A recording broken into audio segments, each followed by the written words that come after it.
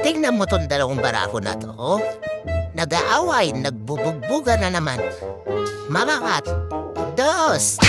Bakit nag-aawayan itong dalawa? Sige. Ha? Umaga-aga nagbubugbuga kayong dalawa dyan. Tigil mo na yan, dos, ha? Mamakat yan. Ba't mo inaway si Mamakat? Oh, nagsiselos ka kay Mamakat. Hindi ka naman si Mamakat nga at magselos sa'yo. Oh, sige. Ilalabanan mo na po, ha? Sabi ni Mamakat.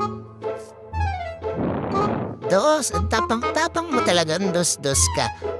Itigil mo yan. Ayan na, sugod na naman kay Mamakat. Ano ba yung pinag-aawayan niyo, ha? Oh, aga-aga ang init ng ulo ni Dos. Di ko maintindihan kung bakit. Tigil mo yan, Dos. Lagi mo na lang inaaway si Mamakat. Hindi naman lalaban sa'yo yan. Pagkatapos yung palakihin ka, oh. Nama, napakatapang mo talaga, ha? Mamaya ikukulong kita dyan sa kulungan, sige. Tigil mo na yan, kawawa naman si Mamakat. Ang aga-aga inaaway mo. Masyado ka talaga, Dos, ha? Napakatapang mo talaga, Dos.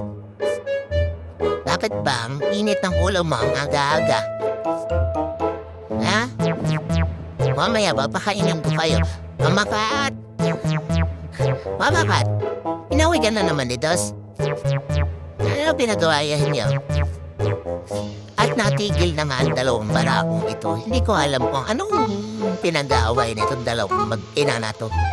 Etong Dos na to, lagi na nang mainit ang ulo na kay Mamakat. At yung mga kapatid niya, oh. Andun. Oh. Nakikinig din yung tatlo. Oh. Dos, ano bang problema mo, Dos? Bakit ba ang init-init ng ulo mo kay Mamakat?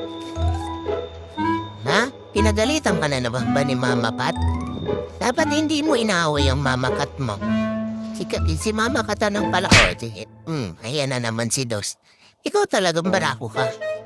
Ay, kailan ka talaga. Ha? Ano problema mo kay Mamakat?